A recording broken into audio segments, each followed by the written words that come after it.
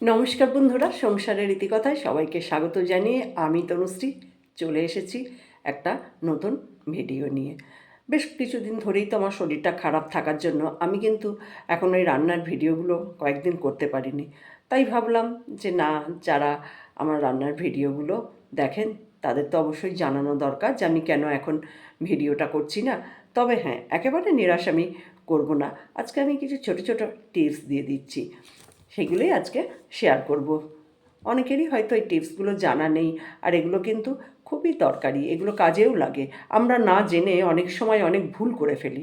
এবার সেই ভুল ভুল মানুষ না জেনেই করে, কারণ আমরা জেনে বুঝে যেটা করি সেটা কিন্তু ভুল নয়। জেনে বুঝে যেটা করি সেটা হচ্ছে অন্যায়, আর না জেনে যেটা করি সেটা হচ্ছে ভুল। তবে হ্যাঁ, ভুল আর অন্যায় এই দুটো তো একদমই আলাদা জিনিস। আমরা যখন ভুলটা করি সেটা না জেনে করি, তাই ভুলের ক্ষমা হয়। কিন্তু আমরা জেনে বুঝে যেটা করি সেটা তো অন্যায়, তাই অন্যায়ের জন্য ক্ষমা হয় না, অন্যায়ের জন্য শাস্তি হয়। তো আজকে আমি যেগুলো বলবো সেগুলো কিন্তু আমাদের দৈনন্দিন জীবনে অনেক কাজেই লাগবে। এই যে আমরা যখন মন্দিরে যাই, পুজো দিই, অঞ্জলি দিই, হোম হয়, সেখানে হোমের টিপ পড়ি। এই যে আমি এখন যে টিপটা পরে রয়েছি, হোমের টিপটা, এরকম টিপ আমরা কিন্তু মন্দির থেকে পড়ে আসি।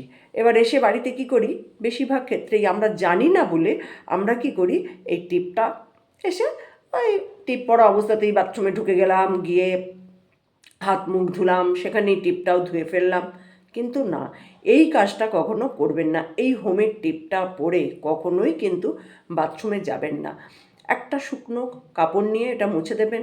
যদি শুকনো কাপড়টা পরিষ্কার না থাকে তাহলে এটাও করতে পারেন যে পুজোর যে ফুল থাকে সেই ফুল দিয়েও টিপটা মুছে ফেলা যায়।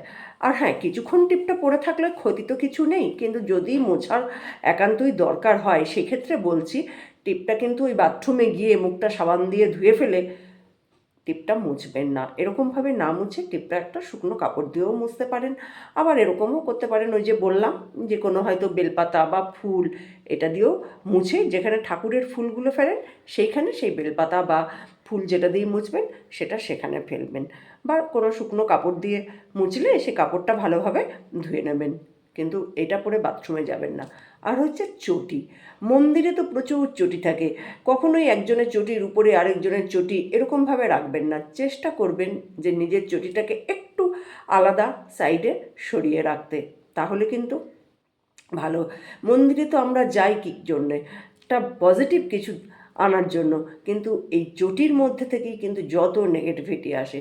তাই চেষ্টা করবেন চটিটা সবার সাথে না রেখে একটু আলাদা দূরে সরিয়ে রাখতে। এতে করে কিন্তু কোনো নেগেটিভিটি বাড়িতে আসবে না।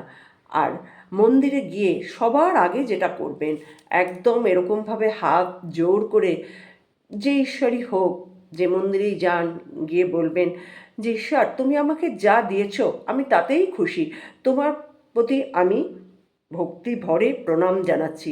হ্যাঁ, এরপরে যেটুকুনি চাওয়ার আছে সেটা চাইবেন, কিন্তু তার আগে এটা বলে নেবেন যে তুমি যা দিয়েছো আমি তাতেই খুশি। তারপরে নিজের মনস্কামনাটা বলবেন। কিন্তু এইটুকুনি না করে আমরা যদি সব সময় ঈশ্বরকে এটা দাও ওটা দাও এটা করি, এগুলো ঠিক নয়। তাই এইগুলো না করে প্রথমে আগে শ্রদ্ধা জানিয়ে ভক্তিভরে নমস্কার করে তারপরে এগুলো করবেন। আশা করি এগুলো কাজে লাগবে, এই কথাটা ভেবেই আমি বললাম। হ্যাঁ, আরও অনেক টিপস আছে, একদিনে তো এতগুলো বলা সম্ভব নয়, তাই আমি চেষ্টা করলাম যে একটা দুটো টিপস যেগুলো আমাদের খুব দরকার সেইগুলোই বলতে। আবার পরে যখন কোনো দিন সুযোগ হবে অন্য কোনো ভিডিওতে অবশ্যই আবার অন্য কোনো টিপস দেব। আশা করি আপনাদের এগুলো কাজে লাগবে। এই টিপসটা যার জানা ছিল সে তো জানেনই, আর যার জানা ছিল না তার সে তো জেনেই গেলেন। কাজে লাগাবেন, দেখবেন আপনাদের ভালো হবে। সবার ভালো হোক, মঙ্গল হোক, ঈশ্বর সবার মঙ্গল করুন। সবাই ভালো থাকুন, সুস্থ থাকুন। দেখা হবে অন্য কোনো দিন অন্য কোনো ভিডিও নিয়ে। আর আমার শরীরটা ভালো হয়ে গেলে আবার তো আমি রান্নার ভিডিও করব।